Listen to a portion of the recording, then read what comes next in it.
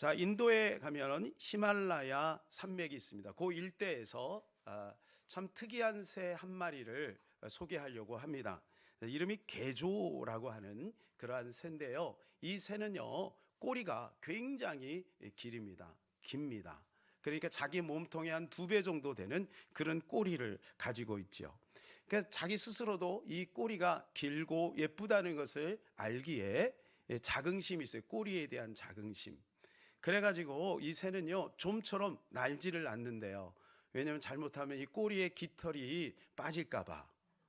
또 이게 더러운 데나 이런 데는 잘 가지를 않아요. 근데 한 곳에 딱 머무르면 이제 그곳에만 계속 머물러 있는 거죠. 자, 험상궂은 사냥꾼이 그 새를 발견을 했습니다. 이제 특이하게 사냥꾼이 이렇게 접근을 하면 어떻게 해야 돼요? 도망가는 게 당연하잖아요. 그런데 이 새는요, 도망가지 않고 그냥 있는 거예요. 야, 이게 웬 떡이냐? 그리고 이 사냥꾼이 탁 잡는 거죠. 여러분, 이 새는 어떻게 됐을까요? 죽던지 아니면 새장에 갇혔겠죠. 여기서 우리가 중요한 것을 발견할 수가 있는데요. 그것은 바로 생명보다 꼬리가 귀하겠냐. 생명이 본질이라면 꼬리는 비본질이죠. 그런데 우리가 잘못하면은 이 비본질을 추구하다가 본질되는 생명을 잃어버릴 수도 있다라고 하는 것이죠. 우리가 살면서 나도 모르는 사이에 본질과 비본질을 구별하지 못하고 살아가는 경향이 있을 수가 있겠습니다. 신앙생활 하면서도 본질은 놓치고 비본질에 묶여 있는 목사들이 그런 실수들을 많이 할 수가 있는 거죠. 하나님과의 관계, 생명적인 관계, 하나님 보실 때 나를 어떻게 보시느냐, 여기에는 마음이 없고 다른 것에 마음을 가질 수가 있는 거죠. 성도는 어떤가요?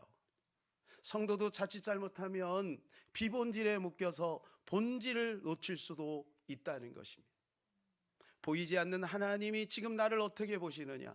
사랑하는 여러분, 이 시간에 예배를 드릴 때도 마찬가지입니다. 보이지 않는 하나님이 지금 나를 어떻게 보시느냐. 예배는 관람이 아니에요. 구경하는 게 아니에요. 예배는 하나님 앞에 우리 자신을 드리는 거예요. 우리의 마음을 새롭게 하여 하나님 앞에 믿음으로 우리는 나가야 될 것입니다.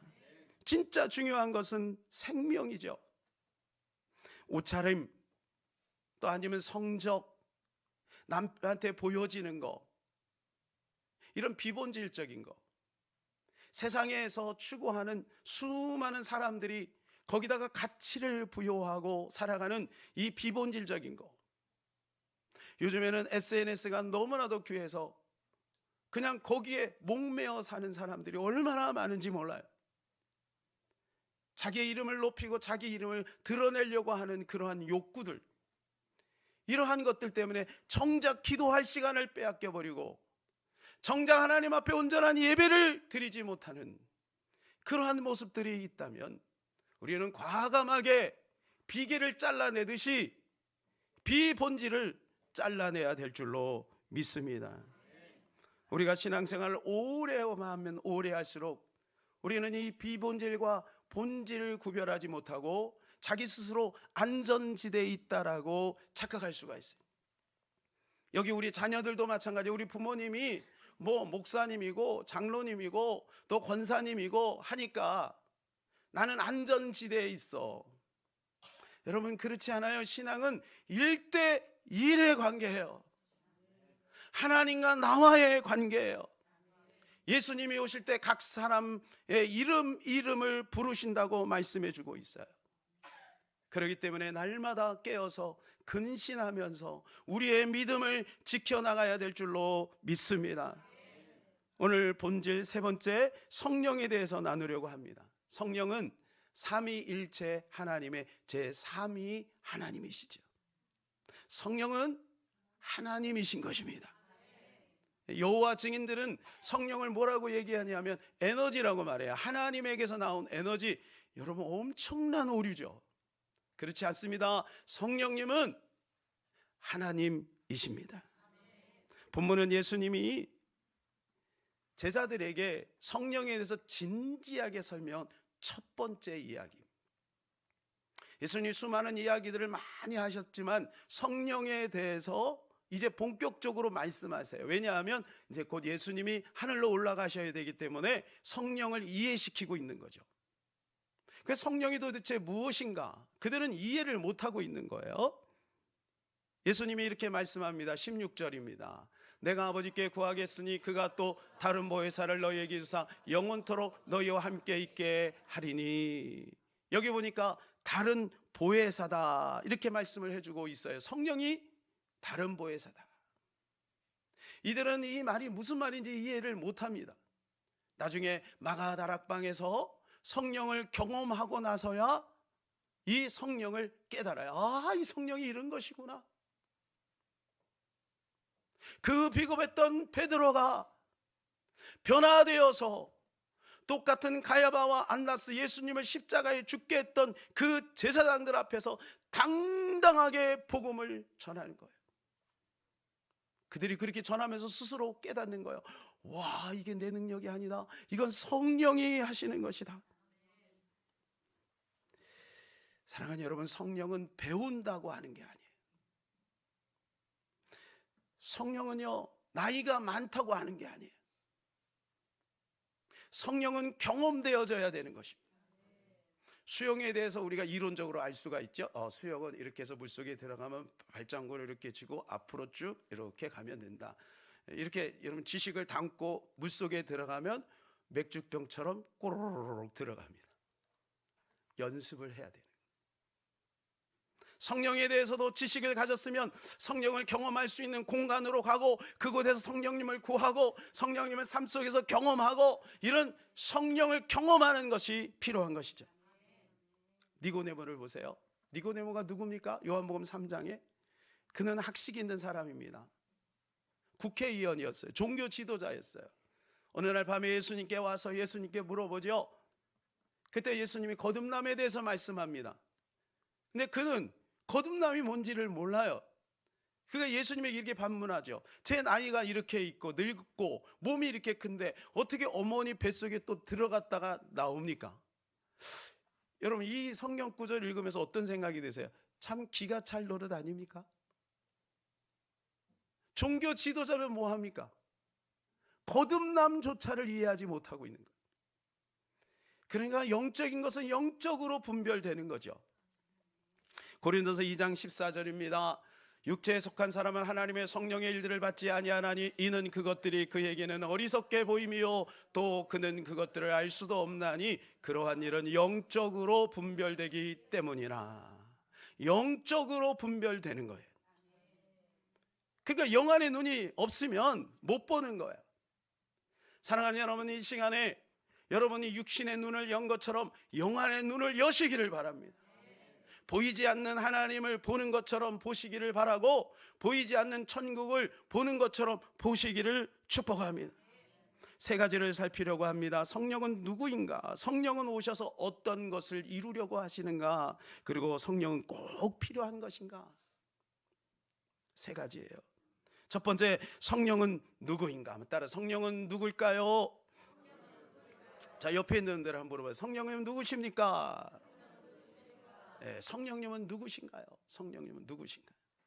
자, 오늘 16절입니다. 내가 아버지께 구하겠으니 그가 또 다른 보혜사를 너희에게 주사 영원토록 너희와 함께 있게 하리니.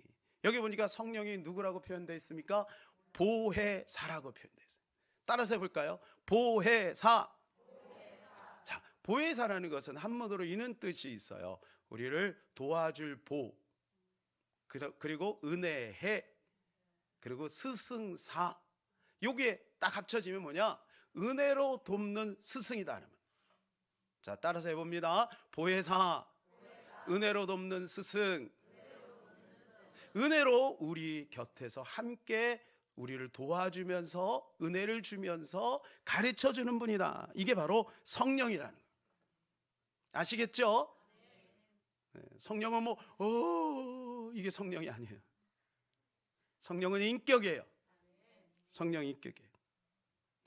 그래서 성령의 헬라 원어를 보면 파라클레토스예요. 이 뜻은 변호자, 중보자, 위로자, 상담자, 그런 뜻이 있어요. 우리를 변호해 주시는. 검사는 누구예요? 그러면 검사 마귀요. 마귀는 끊임없이 우리를 정죄해요. 하나님 앞에서. 하나님 재판장이잖아요. 하나님 앞에서 막 우리를 정죄해요. 하나님, 저 집사도 아니에요, 저 목사도 아니에요, 지난주에요 이러이러는 죄를 졌어요. 그러면서 막 우리의 마음에 정죄감을 줘요. 그때 성령님이 어떻게 해요? 아니에요, 예수님이 계시잖아요. 예수님 피가 계시잖아요. 그러면서 변호해 주시는 거예요. 또 성령님은 뭐예요? 중보하시는 거예요. 성령이 말할 수 없는 탄식으로 우리를 위해 친히 간구하신다 그랬어요. 우리를 위해서 지금도 중보하고 기도하고 계신 줄로 믿습니다. 성령님은 위로자예요. 세상 사람들에게 위로받는 것도 참 좋죠. 사람들에게 위로받으면 참 좋아요. 여러분, 저 많이 위로받고 싶어요. 위로해 주세요. 위로받는 거 참 좋아요. 그런데요, 성령의 위로는요, 그거 비교가 안 돼요. 근본적인 위로예요. 아들도 모르고 며느리도 모르고 남편도 모르는 그 아픔을 성령님은 알고 계시. 그래서 성령님 말씀 내가 한다. 끝나요. 그거 여러분 들어보세요 한번. 네? 들으신 분 계시죠? 성령님이 기도할 때 내가 한다. 그러면요, 얼마나 마음에 평강이 오는지 몰라요. 성령님은 상담자세요. 카운셀러. 요즘에 상담 받으려면 돈 많이 들어가는 거 아십니까? 한 번 할 때 10만 원, 20만 원, 많게는요 아주 훌륭한 분하고 만나면 몇십만 원씩 들어가요. 근데 성령님은 공짜로 상담해 주세요. 문제는 상담 받지를 않으려고. 사람에게만 찾아가서 사람의 위로를 받고 사람의 지혜를 얻으려고 하고 그렇게는 하는데, 성령님이 지금 내 곁에 계셔서 너무너무 심심해. 근데 한 번도 성령님한테 질문을 하지 않아. 사랑하는 여러분, 성령님께 질문해 보세요. 그러면 주님이 바로 말씀합니다. 그래, 너 오늘 이렇게 하면 좋겠다. 너 기도부터 하면 좋겠다. 야, 부모님한테 그런 말을 하면 안 되지. 조금만 참아라. 성령님, 제가 요즘에 자꾸 깜빡깜빡해요. 어떻게 하면 좋죠? 책 좀 읽어라. 여긴 책을 많이 읽으시나 봐요. 문해력이 떨어진다. 책 좀 읽어라. 성령님, 제가 공부하는데요 자꾸 졸려요. 5분만 좀 자라. 네. 여러분, 성령님은요 우리가 질문하면 즉각적으로 말씀하세요. 즉각적으로. 성령님이 인격이기 때문에. 사랑하는 여러분, 성령님과 날마다 동행하는 여러분 되시기를 주님의 이름으로 축복합니다. 그래서 성령은 뭐냐? 성령은 한자로 이런 뜻이에요. 거룩한 영. 우리도 영이 있죠? 거룩한 영인 거예요. 영은 뭐냐? 무색, 무치, 무영입니다. 냄새가 없고, 그리고 색깔이 없고, 형태가 없어요. 그러니까 성령하고 여러분이 자꾸 친숙하게 지내지 않으면 성령님을 누릴 수가 없는 거죠. 그래서 성경은요 우리에게 친절하게 성령에 대해서 알려주고자 은유적으로 표현한 곳이 많아요. 6가지로 한번 딱 제가 압축을 했는데요. 첫 번째 뭐냐? 비둘기 같은 성령. 따라서 해요. 비둘기 같은 성령. 비둘기 같은 성령. 자, 요한복음 1장 32절입니다. 요한이 또 증언하여 이르되 내가 보매 성령이 비둘기같이 하늘로부터 내려와서 그 위에 머물렀더라. 예. 예수님이 세례를 받으실 때 하늘에서 요한이 보니까 비둘기처럼 성령님이 임했다는 거예요. 두 번째는 뭐냐? 도장 같은 성령이에요. 도장. 에베소서 1장 13절입니다. 약속의 성령으로 인치심을 받았으니. 인치신다. 도장을 꽉 새긴다. 여러분, 이거 인주를 가지고 도장을 치는 게 아니고요. 옛날에는 소를 내 것으로 딱 하면 소를 시장에서 사오잖아요. 그러면 어떻게 해요? 인두로 그 엉덩이에다가 나의 이니셜을 딱 박는 거예요. 그리고 혹시 잊어버려도 그 엉덩이를 까보면 아는 거예요. 그 도장이 딱 새기는 거예요. 성령님이 우리에게 구원의 확신을 주시는 줄로 믿습니다. 구원받은 사람은요 절대 흔들리지 않아요. 성령님이 도장으로 꽉 새겨주니까. 세 번째는 뭐냐? 불의 혀 같은 성령이에요. 불의 혀 같은 성령. 시작. 불의 혀. 예. 그래서 사도행전 2장 3절입니다. 마치 불의 혀처럼 갈라지는 것들이 그들에게 보여 각 사람 위에 하나씩 임하여 있더니. 불의 혀처럼. 그래서 마가다락방에 성령이 임했는데 어떻게 임했냐? 불의 혀처럼 임한 거예요. 불의 혀처럼. 자, 네 번째는 뭐냐? 물 같은 성령. 자, 물 같은 성령. 자, 요한복음 7장 38절에 39절입니다. 나를 믿는 자는 성경에 이른 것 같이 그 배에서 생수의 강이 흘러 나오리라 하시니 이는 그를 믿는 자들이 받을 성령을 가리켜 말씀하신 것이라. 생수의 강이 넘쳐나는 것처럼 성령이 임하게 되면 우리의 속사람이 시원해지는 거예요. 그래서 여러분, 우리 심령이 칼칼해지면 우리 기도운도 가고 금식도 하고 그러죠. 그러면 우리 마음이 시원해지는 것입니다. 성령님 물 같은 성령. 다섯 번째는 바람 같은 성령이에요. 바람. 자, 요한복음 3장 8절입니다. 바람이 밀어 불매 내가 이 소리를 들어도 어디서 와서 어디로 가는지 알지 못하나니 성령으로 난 사람도 다 그러하니라. 바람이 임의로 불죠. 지금은 여기 우리가 이 공간 안에 있으니까 밖에 나가면 봄바람이 싹 불죠. 보이지 않잖아. 근데 바람이 부니까 아, 바람이구나 느껴져요. 성령도 마찬가지. 그러니까 니고데모가 경험하지 않으니까 거듭남에 대해서 이해를 못해요. 근데 성령을 경험한 사람은 이해를 하는 거죠. 그 다음에 여섯 번째가 뭐냐? 기름 같은 성령. 자, 다 같이요. 기름 같은 성령. 사도행전 10장 38절입니다. 하나님이 나사렛 예수에게 성령과 능력을 기름 붓듯 하셨습니다. 기름 붓듯 하셨다. 이게 그리스도 아니겠어요? 그리스도. 성령님이 예수 그리스도에게 기름 붓듯. 요한일서 2장에도 보니까 기름 부음 받은 자에 대한 이야기가 나와요. 여러분, 이 시간에 기름 부음 받으시기를 축복합니다. 물 같은, 불 같은, 바람 같은, 비둘기 같은, 그리고 이 기름 부으심이 저와 여러분 가운데 가득하게 임하는 복된 시간이 될 줄로 믿습니다. 두 번째는 성령이 오셔서 하고 싶은 것이 있다는 거예요. 성령의 바람. 사랑하는 여러분, 우리 성령님이 우리 가운데 오셨을 때 이것을 꼭 기억하셔야 돼요. 그래야 성령이 우리 가운데 계속 활성화되고 성령님이 우리 안에서 계속해서 일을 하시는 거예요. 근데 성령님이 오신 목적과 어긋나면 성령님이 계속해서 일하실 수가 없는 거예요. 17절입니다. 그는 진리의 영이라 세상은 능히 그를 받지 못하나니 이는 그를 돌보지 못하고 알지도 못함이라. 그러나 너희는 그를 아나니 그는 너희와 함께 거하시며 또 너희 속에 계시겠습니다.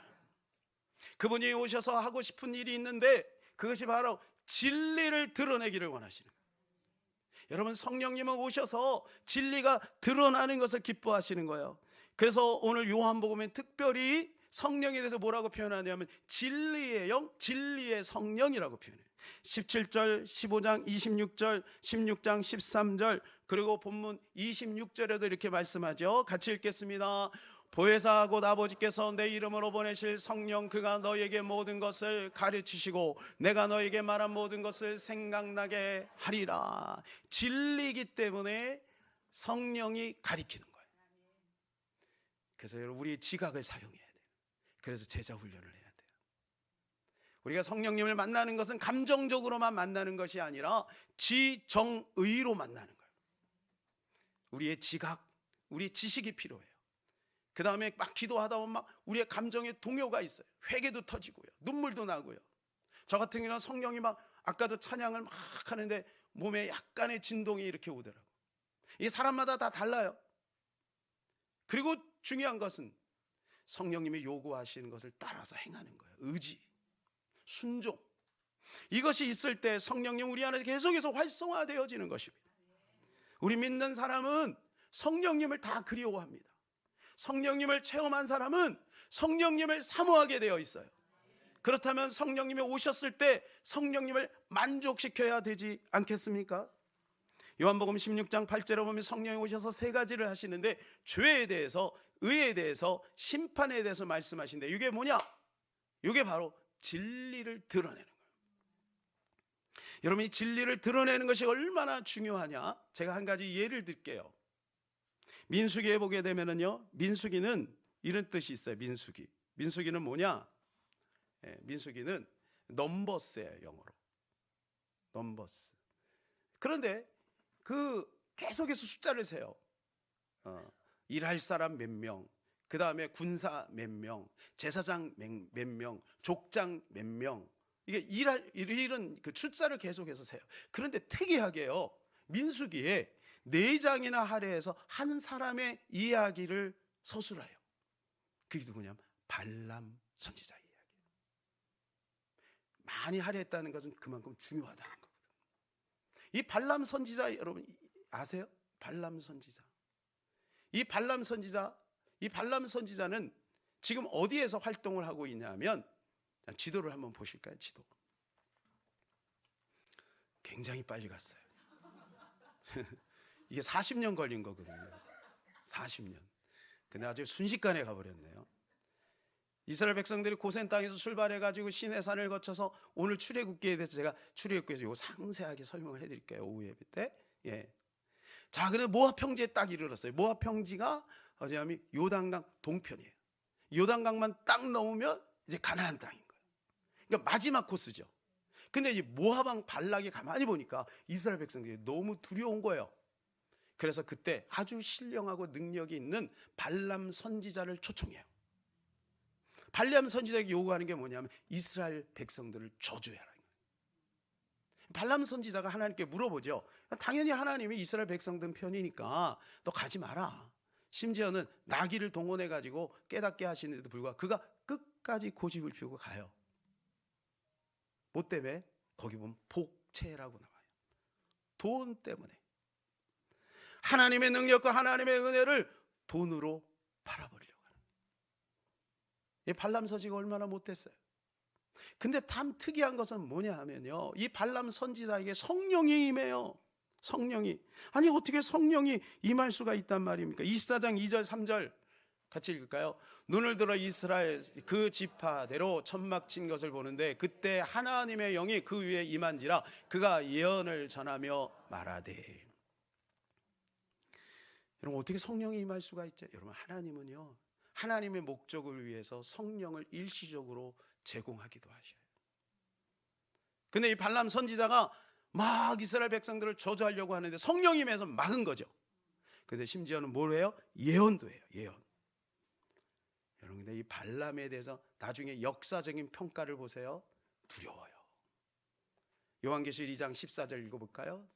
그러나 내게 두어 가지 책망할 것이 있나니 거기 내게 발람의 교훈을 지키는 자들이 있도다. 발람이 발락을 가르쳐 이스라엘 손 앞에 걸림돌을 놓아 우상의 제물을 먹게 하였고 또 행음하게 하였느니라. 여러분 이게 무슨 말이냐 하면 하나님이 계속해서 저주는 못하게 하니까 발락을 싹 불러서요, 발람에게요 아주 비밀을 말해요. 발람이 뭐냐? 하나님은, 여호와 하나님은 이스라엘 백성들이 우상을 섬길 때 진노하신다. 그러면 이스라엘 백성들을 망하는 것이다. 그 방법을 알려줄게. 남자들이 지금 굉장히 외롭다. 미인계를 써라.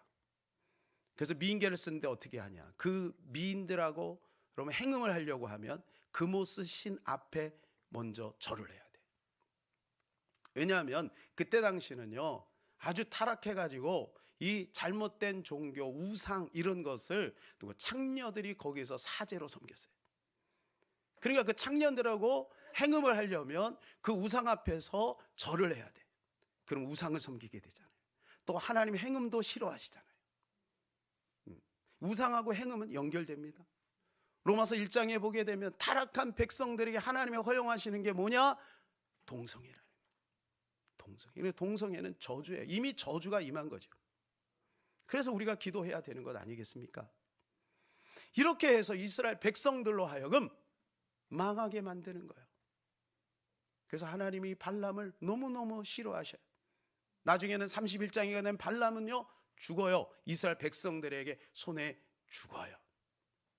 자, 그런데요, 여러분 여기서 중요한 것을 우리가 봐야 되는데, 그 뒤에 가면 25장에 가면 누가 등장하냐 하면 비느하스가 딱 등장을 해요. 이스라엘 백성들이 막 이 행음하면서 막 사회가 문란해져요. 그 막 천막하면서 이상한 짓을 막 하고 그래요. 하나님이 질투심이 생겼어요. 나의 질투에 동참할 자가 누구냐 그랬더니 비느하스가 딱 나서요. 아론의 증손자 비느하스가 딱 나서서 고스비 사건 여러분 아세요? 고스비라고 하는 여인과 이방 여인과 이스라엘 남정네가 한 천막에 들어가, 족장이에요. 천막에 들어가서 나쁜 짓을 하고 있을 때 그가 비느하스가 창을 딱 들고 와서 천막을 치고 그러고 그냥 푹 찔러서 둘 다 그 자리에서 죽여요. 여러분 발람이 훌륭한 사람이에요? 비느하스가 훌륭한 사람이에요? 세상적으로 볼 때는 발람이 훨씬 훌륭한 사람이에요. 이 사람은 명성도 있죠, 종교 지도자지요, 예언도 있죠, 일시적으로 성령도 임했어요. 비느하스는 어떤 사람이에요? 아무리 그래도 그렇지 사람을 죽여? 요즘 이 시대는요 오히려 그러한 모습들을 막 나쁜 것들을 막 높이 하잖아요. 근데 사람을 죽인단 말이야? 그래서 비난을 받을기에 충분해. 그런데 하나님은 어때요? 하나님은 발람을 미워하시고, 그리고 계시록에 가니까 발람의 꾀를 따르는 버가모 교회를 하나님이 책망하시고 비느하스를 하나님이 높이시는 겁니다. 사랑하는 여러분, 성령이 오셔서 하는 것이 무엇입니까? 우리는 이것을 기억해야 될 줄로 믿습니다. 우리는 사도행전 1장 8절을 기억합니다. 여러분 암송할 수 있겠어요? 이거 다음 주에 암송하는데 미리 한번 해볼까요? 오직 성령이 너희에게 임하시면 너희가 권능을 받고 예루살렘과 온 유대와 사마리아 땅끝까지 이르러 내 증인이 되리라 하시니라. 방송부에서 센스 있게 여러분 당황하지 않도록 이렇게 보여주네요. 자, 그런데 여기 성령이 오시면 어떤 일이 벌어지냐면 첫 단계가 뭐냐? 권능이 온다는 거예요. 그런데 궁극적인 목적이 뭐냐면 증인되는 거예요. 한동안 한국교회가 이 권능에 머물러 있었어요. 성령 받으면 성령 받으면 뭐 엄청난 은사가 나타나고, 성령 받으면 여기에만 머물러 있는 거예요. 성령의 목적은 거기에 있는 게 아니에요. 진리가 드러나는 데 목적이 있는 거예요. 하나님의 영광이 드러나고 예수 그리스도가 나타나는 것에 성령님이 오신 목적이 있는 건데, 우리는 거기까지 나가지 않고 권능 받은 것으로 기뻐하는 거예요. 은사도 귀한 것입니다. 그러나 은사로 끝나면 안 되는 것이고, 우리는 더 한 단계 나가야 되는 거예요. 받은 은혜, 받은 능력, 받은 지혜 가지고 복음을 전해야 될 줄로 믿습니다. 그래서 우리가 4월 23일 행복축제를 하는 것입니다. 성령은 진리의 영인 것이죠. 세 번째는 성령은 꼭 필요한가? 여러분 스스로 가슴에 한번 손을 한번 얹어보세요. 가슴에. 그리고 여러분 스스로 한번 질문해 보세요. 나는 성령이 필요한가? 질문해 보세요. 자, 질문하셨어요? 이제 내리셔요. 아니, 안 하신 분은 정말 해보셔야 돼요. 나는 정말 성령을 필요로 하고 있는가? 교회 다니면서도요, 성령에 대한 지식도 없고, 성령님이 요구하는 것 따르지도 않고, 내가 필요할 때마다 구하는 거예요. 내가 뭔가 결핍이 있고 아쉬울 때만 하나님을 구하는 거죠. 성령님을 구하는 거죠. 사랑하는 여러분, 성령님은 우리에게 절대적으로 필요한 분이에요. 이 땅에 살면서 죄를 짓지 않게 하고, 우리가 넉넉하게 우리의 환경을 이기게 하고, 사람을 초월하게 하고 물질을 초월하게 할 수 있는 것이 바로 성령인 것입니다. 왜 오늘 예수님께서 이 성령에 대해서 말씀하십니까? 요한복음 14장에 오늘 이 본문과 같이 연결되는 앞부분이죠. 예수님이 성령에 대해서 말씀하시기 전에 이런 말씀하세요. 내가 이제 아버지께로 간다. 너희가 좀 있으면 나를 보지 못해. 그러나 너희는 마음에 근심하지 말라. 아버지 집에 거할 것이 많다. 내가 준비해서 다시 오실 거야. 다시 올 거야. 그런데 나는 가지만 너희는 이 땅에서 할 일이 있어. 이 땅에서 할 일이 무엇이냐?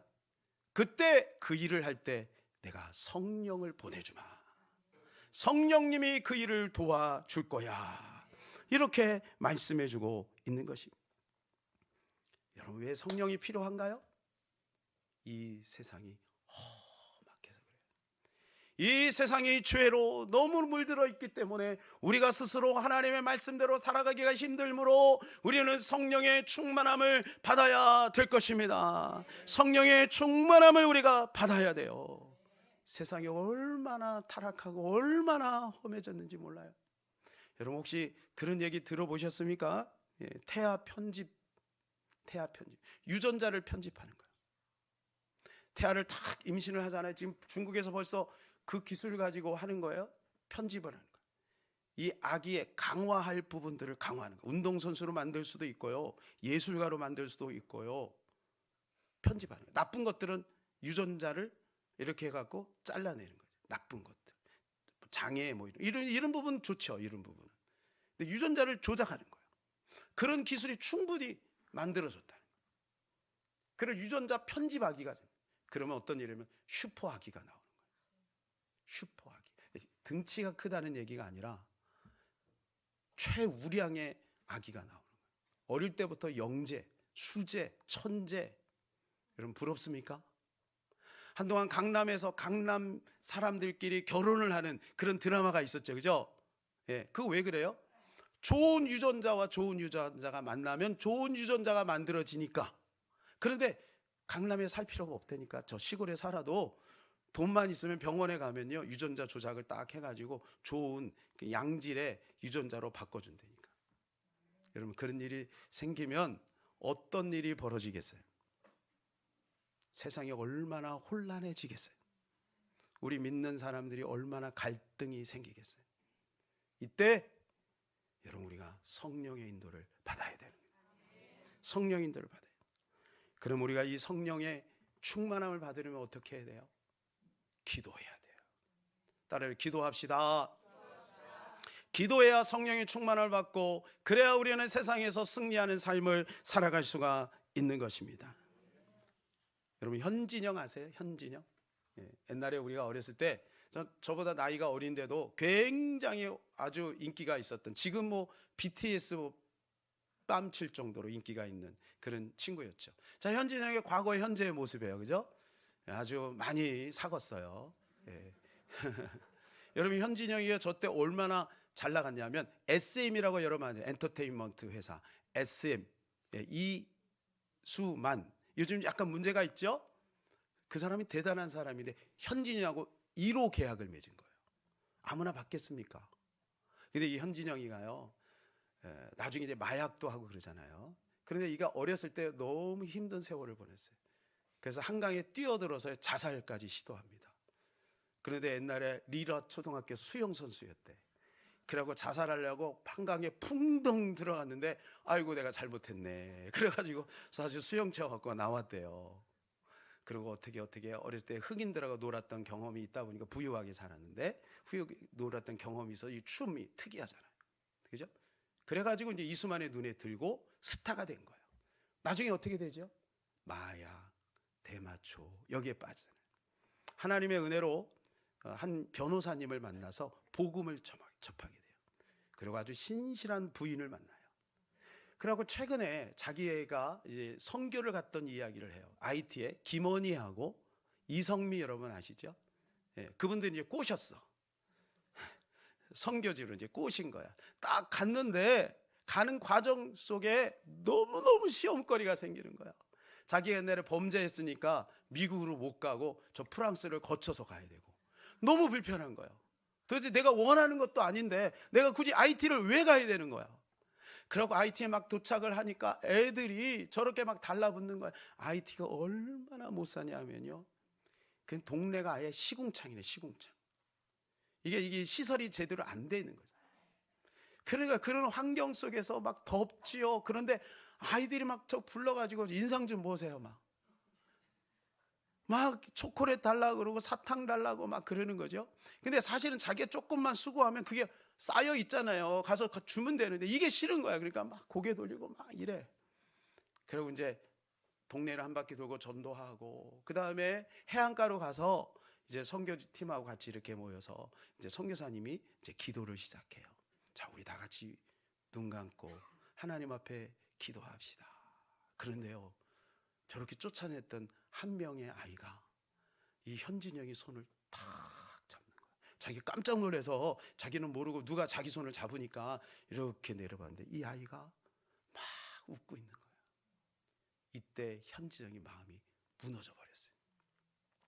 거기서 예수님의 모습을 본 거예요. 구질구질하고 냄새나는 그 아이, 아까까지만 해도 그렇게 막 싫고 믿고 막 그랬던 아이가 기도를 시작했는데 성령님이 역사한 거예요. 이 아이를 보고 막 눈물이 막 폭포수처럼 쏟아지는 거예요. 누구의 감동이에요? 성령의 감동. 여러분, 성령은 이렇게 위대한 거예요. 사람의 마음을 순식간에 바꿔버리는 게 성령인 것입니다. 여러분, 저도요, 중학교 3학년 때 가기 싫었던 수련회 가서 앉아있는데 목에 뜯기고, 그런데 한순간에 성령이 임하고 나니까 예수님이 믿어지기 시작하고 예수님의 십자가가 보이고 하나님의 은혜가 터져서 눈물이 그렇게 나고 회개가 터진 거예요. 사랑하는 여러분, 이 시간에 성령을 경험하시기를 축복합니다. 성령을 경험하시. 언제? 기도하니까. 자기가 원하지도 않는 기도에 동참했는데 거기도 자기도 모르게 성령님이 역사하는 겁니다. 여러분, 우리가 성령을 지속적으로 누리며 살아가는 것을 하나님은 원하세요. 제가 지난주에 월요일 날입니다. SBS에서 김형석 교수님 여러분 아시죠? 이분이 103번째 봄을 맞이한 거예요. 여러분 놀라지도 않아요. 200살까지 사실려나 봐. 103번째 봄을 맞이한 거예요. 이분이 103세잖아요. 예? 이제 봄만 지나면 104세가 된대. 와, 그러니까 앵커가 물어보는 거예요. 교수님 어떻게 100세가 넘었는데도 이렇게 건강하세요? 혹시 운동에 무슨 좋은 비결이 있으세요? 그랬더니 이 김영석 교수님이 이렇게 말해요. 저는요, 특별히 따로 운동하는 것은 없고요, 생활이 운동이 되게 하고 운동이 생활이 되게 합니다. 예를 들어서 이제 버스를 타고 가면은 버스에서 한 정거장, 집에서 한 정거장 떨어져 있는 곳에 미리 내리는 거예요. 그래서 걷는 거예요. 엘리베이터를 안 타고 그 노인네가 걸어서 계단을 올라가는 거예요. 삶이 운동이 되고 생활이 운동이 되게 하고 운동이 생활화되게 됩니다. 저는 여기서 중요한 인사이트를 얻었어요. 그게 뭐냐? 사랑하는 여러분, 우리가 성령을 받는 거, 우리 교회에서 이렇게 성령을 받지요?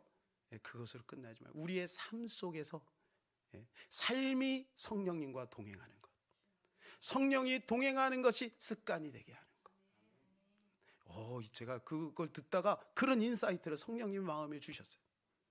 얼마든지 할 수 있죠. 무엇을 하든지 옮기는 장소, 새로운 만남, 그때마다 우리는 성령님을 의지할 수가 있는 것입니다.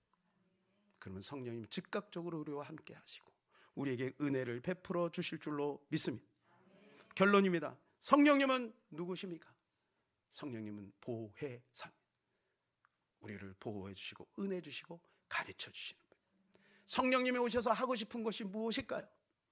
많은 것이 있지만 진리, 예수 그리스도를 드러내는 것을 기뻐하셔요. 사랑하는 여러분, 이번 우리 행복축제에 여러분이 조금만 더 애를 쓰시기를 축복합니다. 마지막, 성령님이 우리에게 필요한가요? 그렇습니다. 절대적으로 필요합니다.